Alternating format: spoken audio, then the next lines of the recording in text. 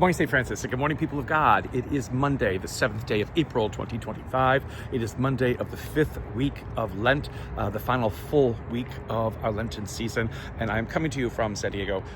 Here's the courtyard of the Friary at Immaculate Conception Church, which is right over here, one of the older churches here in San Diego that we, as friars, founded in the late 1800s, I think it was, late 1800s, after the establishment of San Diego, and the population began to move more inland. So the water is there. You can see the marine layer is still on the Pacific, so it's not, you couldn't see the ocean if we were by it anyway.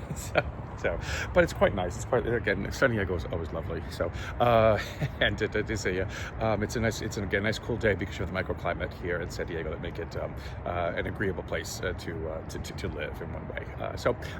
We'll see what the rest of the day brings.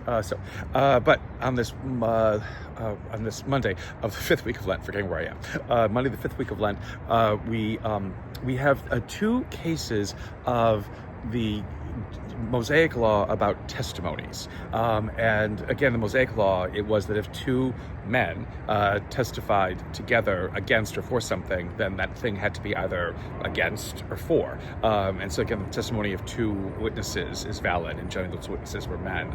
But we have two different ways in which is exercised, both of them lacking in many ways. Their interpretation is lacking in many ways. And so the great story of Susanna from the book of Daniel. Now again, Susanna should have her own book, but she doesn't. She's kind of tied into the to the book of Daniel. And I'm thinking about it again, this wonderful woman who was married to a nobleman, a Jewish nobleman who was in exile in Babylon, and she's renowned for her beauty, everything else like that. But then there are two guys, two other Jewish men who want her, and so basically they concoct a whole idea of that Susanna has been committing adultery again, the spectrum of adultery with some other young man of no name, and these men have seen her do that and things like that. Well, again, the whole stoning business is going to come into play. And Susanna cries out to God for justice, and God sends Daniel, the prophet, basically, who then, because these two men are witnessing, who are together as witnesses, the rest of Israel is accepting their testimony because it's two men. If two men testify to the same thing, it must be either correct, in resulting in it in a punishment, or it must be correct in resulting in some vindication or whatever it is. And so they're going to stone Susanna, and Daniel comes to Susanna's aid. God sends Daniel to Susanna's aid, and basically Daniel has the ingenious idea of questioning the two men separately, because they've been together in their testimonies and everything else like that since they came forward saying that Susanna has committed adultery against her husband Joachim, I think his name is, and so they question him. They question the men, and they say, "Where did you see them having relations?" And it's under one tree, the one guy says, and then it's under another tree, the other guy says, and again their testimony is then made invalid, and they themselves begin to be punished, and I guess they will lose their lives or their heads or something because of their falsity and the lying that they did, within this, and then for their own particular awful needs, for themselves. And Susanna is vindicated. So again, the testimony of two men, which almost led to the death of somebody, is reversed and vindicated by God.